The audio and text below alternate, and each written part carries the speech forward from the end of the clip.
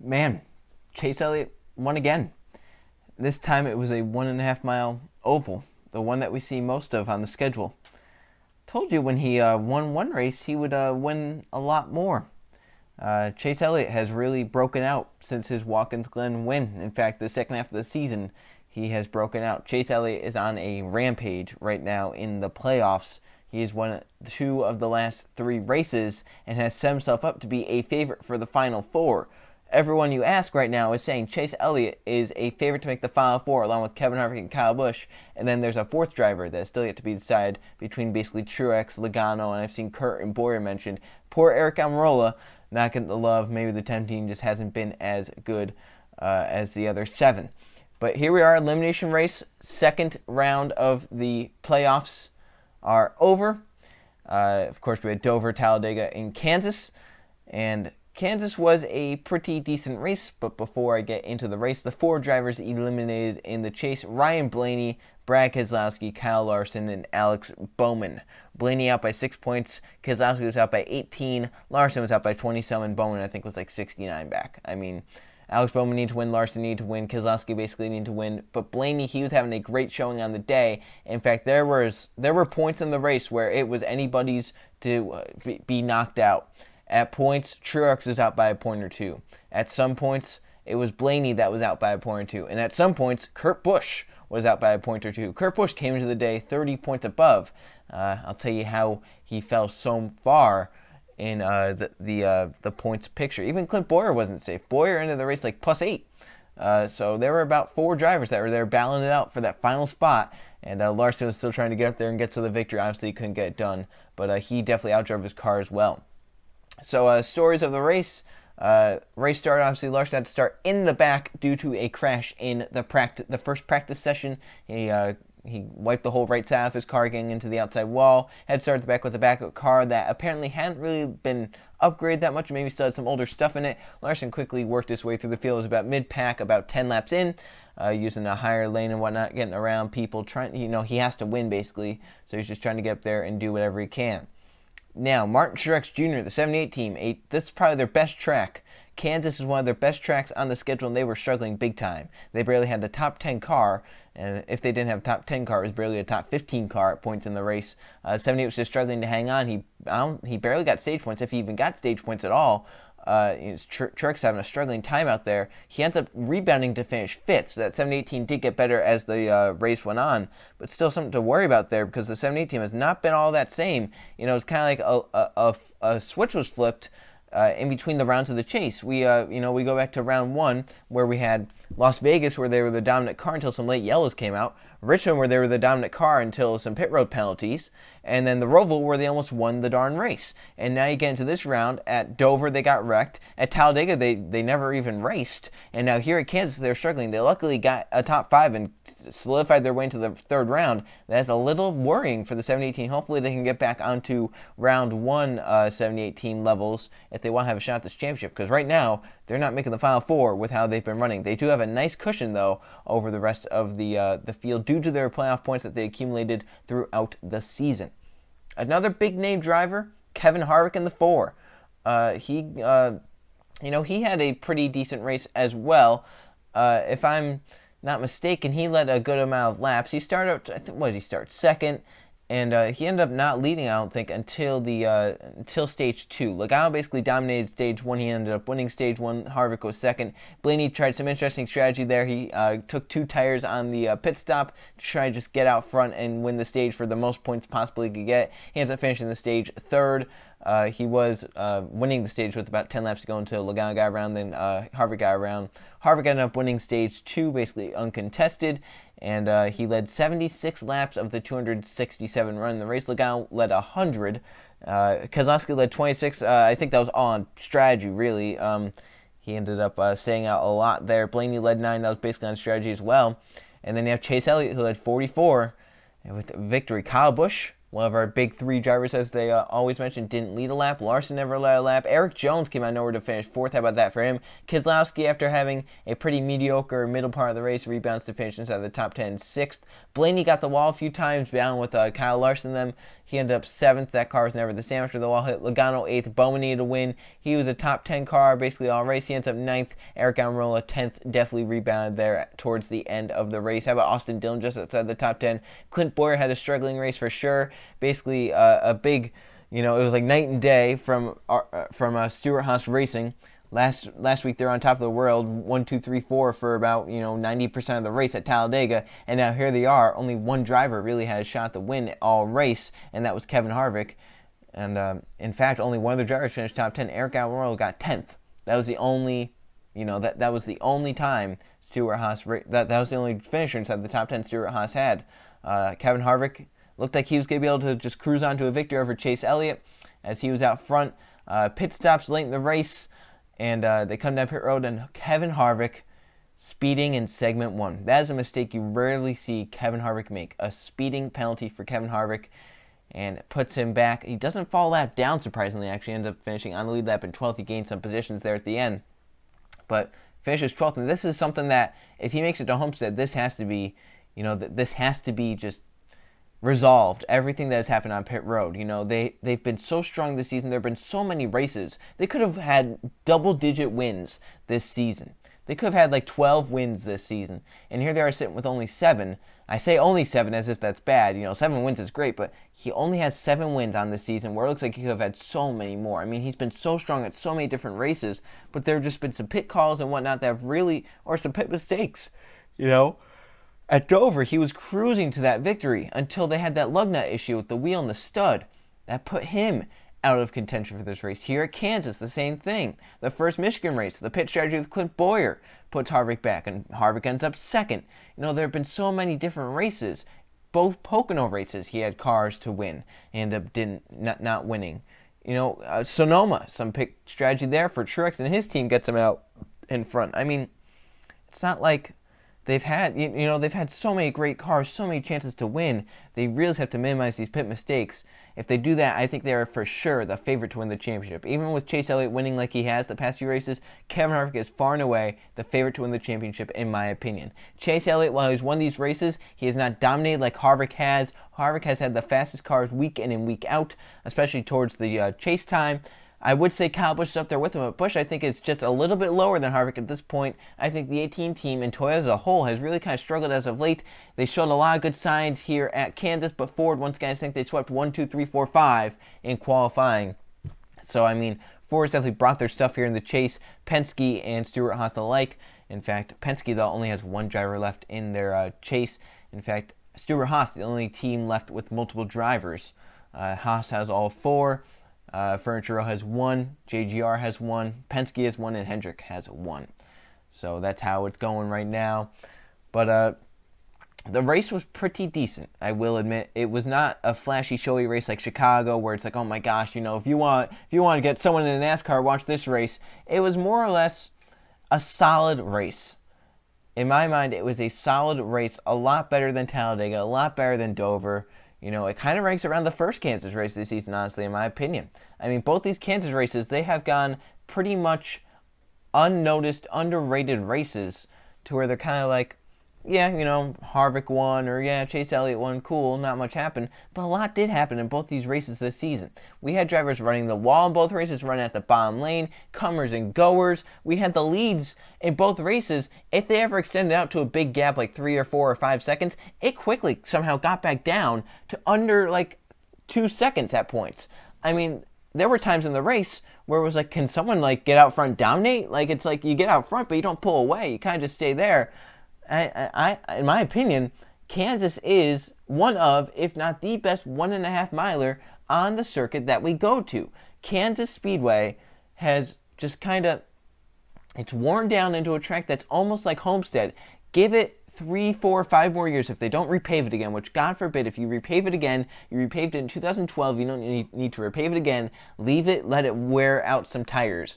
Because with the changes they made, I think they added progressive banking or whatever to it, to where the outside lane can actually work a lot better now, and the lanes are pretty equal. I mean, it's just a fantastic racetrack. It reminds me a lot of Homestead, and Homestead is, once again, I think the best 1.5 miler on the schedule that we have. It's just so unique, and it's like the most fun to watch with drivers running up against the wall. So Kansas, I think once again another solid race for them. Both races this season, pretty solid, underrated races in my opinion. Um, you know, the margin of victory here today, 9/10 of a second. In the spring, it was 3/10 of a second. We had the pass at the white flag. Harvick got around Truex at the white flag, literally coming to the start-finish line. And here at the end of the race, it wasn't a snoozer. I thought once Chase Elliott got to the lead, 44 to go, unless there was a caution that would come out, Chase was just going to cruise to victory. But you always have that lap traffic, and always one of those lap cars is Ryan Newman. And as we know with Dover from last season, Ryan Newman has cost Chase Elliott some victories. He cost him a ton in lap traffic here today. In fact, Chase fell a second and a half. He had a 3-second lead. Once he got around Truex, it was down to about 1.4, 1.3 seconds. Kyle Busch kept chipping into that lead. He could never get close enough to Chase, though. In fact, Chase did a great job. I mean, he put his car where he needed to do. He ran the lines he needed to do. He's definitely improved as a race car driver. You know, back in 2016, 2017, it was, when's this idiot going to win a race? You know, all he does is chokes. Now he has 3 wins in the last 11 races. And he's emerging as, hey, this is the Chase Elliott everyone has wanted to see since he's been winning those nationwide championships. You know, everyone's wanted to see Chase Elliott win cup races. Chase Elliott contend for wins. Chase Elliott contend for top 5s week in and week out. And he's finally doing it. In fact, in Chase Elliott's career, in my mind, since 2016, Chase Elliott has been the most consistent Hendrick Motorsports car on the racetrack.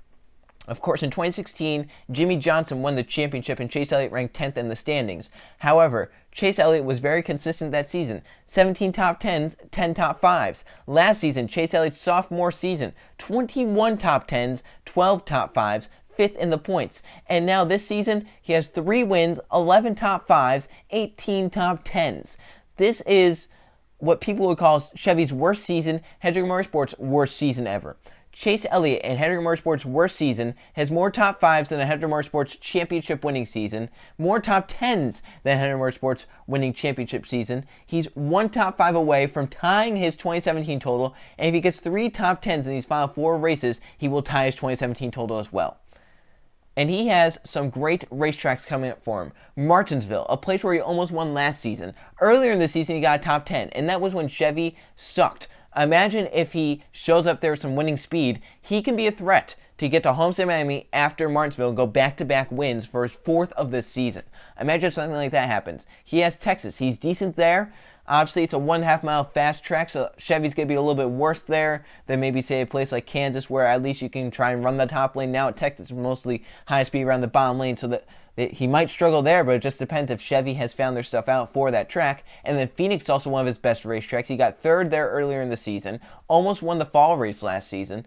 I mean, Chase Elliott, 2 of these 3 tracks in the next round are his best racetracks. If he wins one of them, I will not be surprised. If he makes the Final 4, I will not be surprised. Chase Elliott right now is a contender for the Final 4. The question is, can he get there? Can he capitalize on these tracks that are coming up that are some of his best? Chase Elliott right now, he is proven that he is a future star of NASCAR. He now has more wins than Ryan Blaney.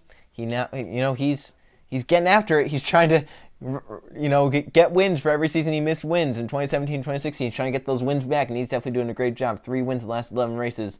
Chase Elliott's definitely, he's definitely just exceeded my expectations for this season. And all at 3 different types of tracks, too. It's very impressive. That 9 team has been pretty fast the last 3 seasons.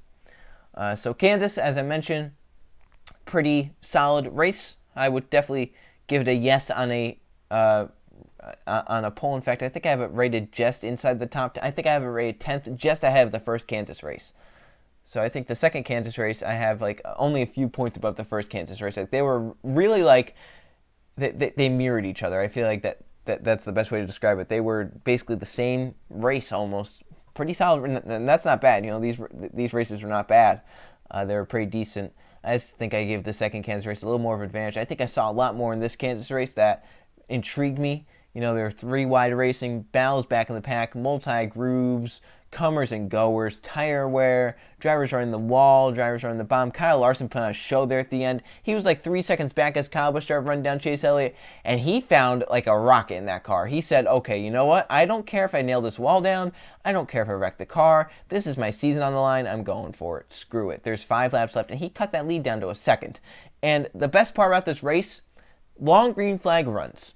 A lot of people do not like them. A lot of people hate long green flag runs because that's kind of where it's well, they're not bunched up. There were only 3 caution flags in this race. 1 for William Byron blowing up, the next 2 for stages. The final caution in this race was for a stage. It ended in a 101 green flag lap run. It ended up, the margin of victory, 9/10 of a second. How many racing series can you go 101 green flag laps and the margin of victory comes down to 9/10 of a second, and on the white flag lap, 3 drivers are within a second of each other? That is outstanding to me. That, that this race was underrated, in my opinion, from what I've been seeing. People have been like, oh, another boring 1.5 mile racetrack, but in my opinion, it was a solid race. It was definitely better than Talladega and Dover. Talladega was pretty bad. Dover was average. I think I called it pretty, like, the most average race you could ever have. But maybe people just don't like the long green flag runs. I think that's what really has hurt Kansas, though. The long green flag runs, people kind of tune out of that because they're like, oh, we want yellows, we want close, restarts. But if you really just kind of pay attention to it, it's been good racing here at Kansas lately. So I'm excited to see the track when it wears down a little bit more, see if it can produce even better racing. But right now, Kansas is pretty good for the racetrack. Also, another thing I noticed about this race, very, very, very short race. And Kansas races have been very short in the past. In fact, I think the spring race was on track to be one of the shortest in NASCAR history in the modern era, if not for those, those rash of late race cautions. In fact, I think the one earlier in the season still ended in under 3 hours. And this is where it kind of comes into the shortest race in the modern era of NASCAR was the 2017 Watkins Glen race, which was 2 hours and 7 minutes long only. The 2018 Watkins Glen race, 2 hours and 13 minutes. This race was just over 2.5 hours long, 2 hours 38 minutes, which is where I kind of come in and I say, this is where I think shorter races are a little better. Now, I know a lot of people will be like, no, we don't need to shorten races. But in my mind, I just feel like, from what I've seen with so many different races, the shorter races are always the better ones, it seems like. I don't know if it's just because it flies on by, and you're kind of just like, you don't have to remember as much, or like, you're not just sitting there suffering if it's bad. But I mean, like, I just feel like the shorter races are a little, I don't know what the reason is for it, but I just feel like it is. I don't know if I have an explanation for that, but if you have an explanation, leave it down in the comments. But, Kansas race this season, they've been pretty short. And one final thing to end on, I said I was going to talk about racing back to the caution flag. Now that might seem weird because there were only 3 cautions in this race. We also we don't race back to the caution flag anymore. It was brought up in, I think on NASCAR race day, they do a segment of Larry's rant or something stupid where Larry Mack just tells his piece about something he hates in NASCAR or something. And he talked about the Talladega finish last week. I was like, oh, this is something, that's been very topical. And he goes, yeah, fans complained about races ending under yellow, so then they added green, white checkers, and now they don't throw the yellow, and then fans complain about safety. And he's like, yeah, of course Kurt Busch could be mad because he obviously lost the race due to it. Eric Almirola is definitely not mad about it. And I was like, yeah, I agree with this. Fans, they kind of never, NASCAR can never win. I think he actually said that NASCAR can never win with the fans. I think he said that, like something like that, almost word for word. And I was like, yeah, I can agree with this, right? And then he goes, I think we should start racing back to the caution flag again because one freak accident in 50 years shouldn't mean nothing. And I was like, Larry Mack, slam on the damn brakes, man. Because there is a reason we got rid of racing back to the caution flag, and it's not because it was something that was bad. It was because it was something that was ridiculously stupid and over-the-top dangerous, that we don't need something like that. The only time we should ever race back to the damn caution flag is if there's a caution on the last lap. If there is a caution on lap 50, do not have them race back to the caution flag. Because as we saw in 2003 with Dale Jarrett sitting in the middle of the track, cars are sliding by him, almost wrecking each other. If they hit Dale Jarrett, what's going to happen to Dale Jarrett? He has a steering wheel off the car. Okay? Like, we don't need to go racing back to the caution flag in the middle of the race. The only time we ever have to race back to the caution flag is on lap whatever, the last lap. If the yellow comes out on the last lap, we race back. That's the only time. But if there's a car sitting in the track, that's a big thing as well. If there's a car sitting in the track, don't race back either. So that's where it comes out to, just don't throw the yellow on the last lap. Because then you can make the judgment call. If there's a car sitting at the start-finish line in the middle of the track, obviously throw the yellow flag. I don't care if it ends under yellow for that. If a car goes flipping down the backstretch, throw the yellow. I don't care if it ends under yellow for that. If there's a minor 3 or 4 car wreck in turn 1 and 2, don't throw the caution flag. And they didn't do that. And then Larry Mack is like, oh, we should race back to the caution flag. It was only one freak accident. Yeah, but also, that would be the same Larry Mack that would tell NASCAR, put safer barriers everywhere on the racetrack, and you're not being proactive, you're being reactive to everything that's happening. But then he wants them to go race back to the caution flag again. Larry Mack, are you serious? I'm ranting on your rant. Like, come on, man. That's stupid. You're better than that. Like, god dang, Larry Mack.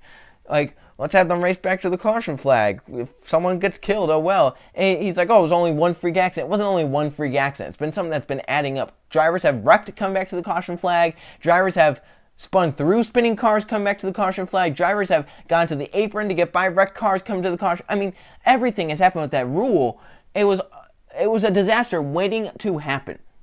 And then I think I posted like, oh, I agree with it, until he started saying about the racing back to the line. There was obviously a reason we got rid of it. What if Dale Jarrett got, killed at Loudon or whatever? Then someone said, yeah, people watch for the drama, for the fights, for the racing, for the entertainment, and then they got rid of it without, race back to the line. It was one freak accident in 50 years. Dale Jarrett ain't dead now, is he? And I was like, oh, so if it's I think the guy was like, it's safe, it's just one freak accident. I was like, oh yeah, because concrete walls are very safe too. And it was, those drivers that died hitting the concrete wall, that was only a freak accident. We shouldn't have had safer barriers. That's pussy shit. And then another driver was like, one freak accident in 50 years and they remove it. And then I said, yeah, because when Kyle Busch nailed the inside wall at Daytona in 2015, that was the one time anyone's ever hit that inside wall like that. And then there were no safer barriers down there. And then the call was to add safer barriers. But if it's only one freak accident in 50 years, why should you put safer barriers down there? Because it's obviously not going to happen again. And then guess what happened a few years later? So, I mean, once again, NASCAR will never win with the fans.